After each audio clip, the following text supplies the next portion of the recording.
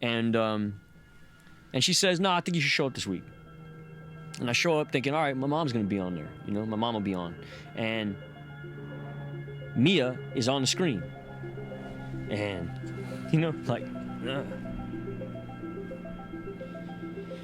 you don't deserve that kind of shit. You know what I mean? You don't deserve that kind of shit.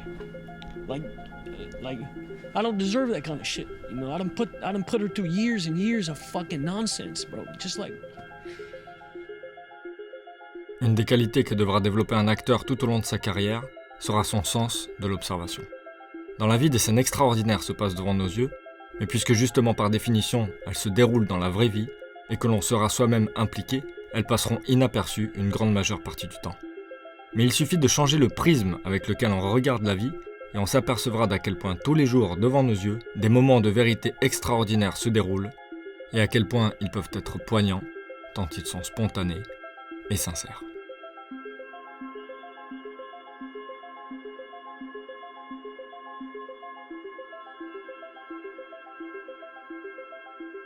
Stella Adler disait « La malédiction d'un acteur, c'est qu'il aura choisi une voie qui lui demandera des études éternelles. Ça veut dire qu'il lui faudra lire, il lui faudra penser, il lui faudra observer, afin que lorsqu'il mettra son imagination sur on, il ait le carburant nécessaire pour faire le boulot. » Dans son podcast The Real Ones, John Bertnall reçoit des personnalités publiques en interview. Lorsqu'il a reçu Shia LaBeouf, certains moments de cette interview étaient véritablement déchirants et auraient donné des scènes extraordinaires si on les avait insérées dans un film. Shia LaBeouf est un homme au passé tourmenté.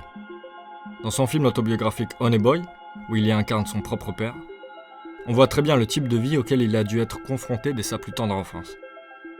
Devenu enfant star très tôt, il a écumé les plateaux de cinéma et de shows télé.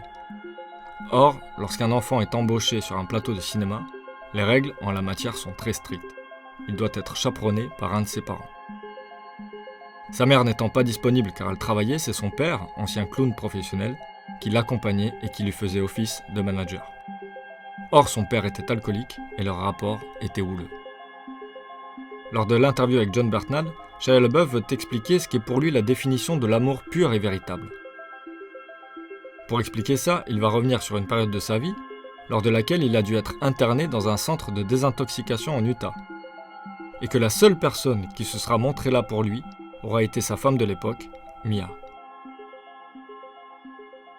Écoutons cette scène qui n'en est pas une, et voyons comment, si cela avait été une scène et si l'acteur avait abordé la partition exactement comme le fait Shia LaBeouf, l'émotion qu'il aurait provoquée au spectateur aurait été aussi puissante que ce qu'elle est dans cette interview.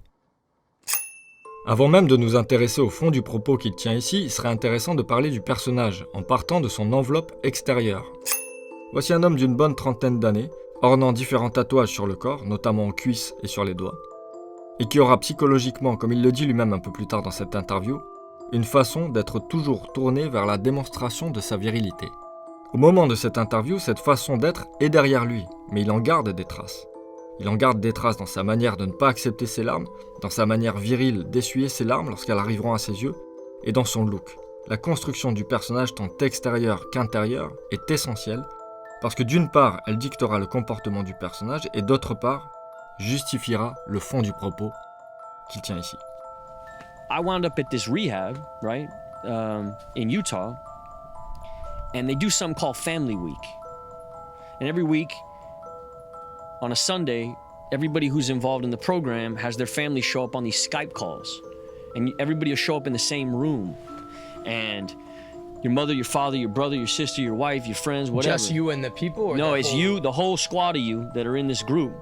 Like 12 of us in my class. Everyone's family. Everyone's family pops up on the screen. And everybody who's involved in the program has their family show up on these Skype calls. And everybody will show up in the same room. And par définition, Shia LaBeouf ne savait pas que John Bertnall allait le couper pour savoir qui était présent dans cette pièce. Il répond donc à la question pour préciser ce que John Bertnall n'avait pas compris. Comme il ne s'agit pas d'une scène, son écoute est parfaite. Voilà ce type d'écoute qu'il faut reproduire en tant qu'acteur. Votre personnage n'est pas au courant qu'il va être coupé. Soyez bien attentif à la vivacité dans son œil lorsque Bertnall commence sa question et à quel point LaBeouf comprend la question à mi-chemin et se met à y répondre avant même que celle-ci soit terminée. And every week, on a Sunday, everybody who's involved in the program has their family show up on these Skype calls. And everybody will show up in the same room. And your mother, your father, your brother, your sister, your wife, your friends, whatever. Just you and the people? Or no, the it's whole... you, the whole squad of you that are in this group. Like 12 of us in my and class. Everyone's family. Everyone's family pops up on the screen. And À partir de là, Shia LaBeouf va continuer son explication, sauf qu'il ne le sait pas encore, mais Bertnal ne va plus le couper.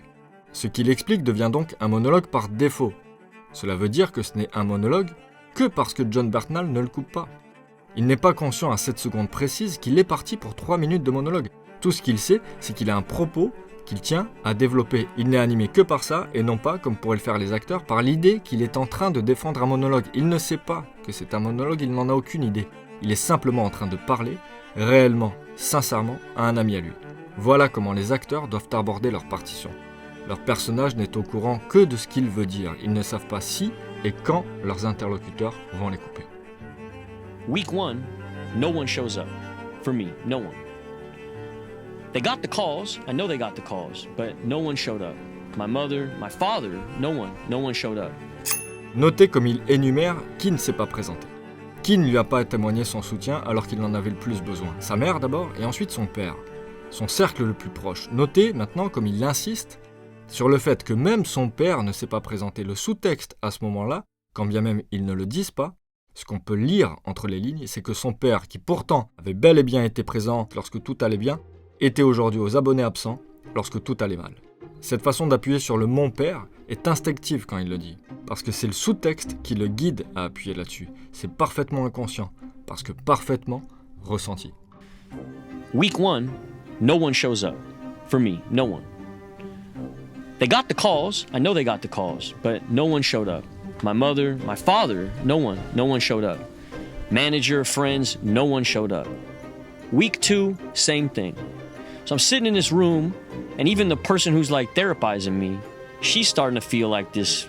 She's empathizing with where I'm at. Everybody else in the room, we got a dude who like, you know, this isn't just alcoholics and shit. This is like fucking arsonists and like child predators and all kind of wild people in this group, right? And they got people showing up for them, and I don't have nobody showing up for me. And week 2, week 3, I'm there 90 days, so I'm there for a clip.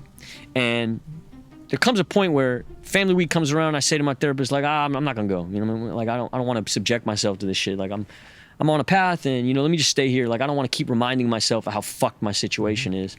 And she says, no, I think you should show up this week. And I show up thinking, all right, my mom's gonna be on there. You know, my mom will be on. And Mia is on the screen.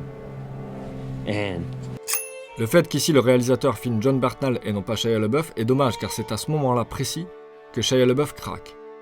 Quand bien même il ne veuille pas être traversé par une émotion. Car sa recherche constante de virilité aura beau essayer de l'en empêcher, il n'y pourra rien. Ce qu'il dit l'impacte trop. Et contrairement aux acteurs qui seront satisfaits d'avoir trouvé l'émotion et en resteront là, le fait de pleurer en disant ce qu'il dit n'est absolument pas un but en soi pour Shia LaBeouf. Ce qu'il veut, c'est terminer son propos. En l'occurrence, expliquer à son interlocuteur à quel point la simple présence de sa femme à ce moment-là a été une magnifique preuve d'amour.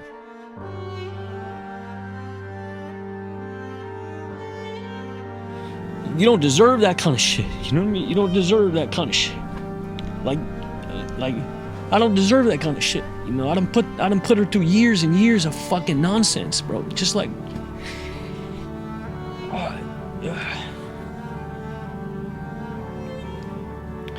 I don't have nothing to offer her either. You know what I mean? I'm in the middle of my shit. You know, I'm fucking like, I'm like 2 months into this program. You know, I don't even have nothing going on. I have nothing going on. I'm making this list. She's at the top of the list, but I'm not reaching out to her or nothing like that. And you heard her voice, like she's like a fucking angel, you know what I mean? Everybody does their shit and I'm fucking gone, you know? And so they let her go first because I can't even fucking believe. And they all know because I had no family show up for me. And she unmutes and she's like, hi, Shia. You know, and it's like, she's prepping a movie. She ain't got no fucking time for this, you know? But she found time and she said, hi, Shia. And we just smiled. We had nothing else to say. But she saved my fucking life, dog. Like, before the kid, before the job, before before God, before any religion, before a laugh, before a laugh, before Bo, before a phone, before anything, was this woman's face. And there wasn't no promises made, wasn't no long conversation being had, nothing. Just her presence, the ministry of presence. Sometimes that's all you need to offer a person who's in a situation like that, is like, just to be present. And she was present for me at a time when I didn't deserve to have nobody in my life, especially her. And I'm not trying to do this boo shit, because right away my head goes to like, how's this being viewed? I'm such a fuck this way, you're but good. Come on, man. yeah. Une des raisons pour lesquelles cette interview est parfaite pour illustrer ce que devrait être le jeu de l'acteur est qu'à ce moment-là précis, Shia LaBeouf verbalise son fil de pensée. Conformément à la nature de son personnage, il explique ici qu'il est tellement bousillé dans sa tête qu'il est en train de se demander comment tout cela va être interprété par les spectateurs. Est-ce qu'ils ne vont pas voir en lui quelqu'un qui s'apitoie sur son sort?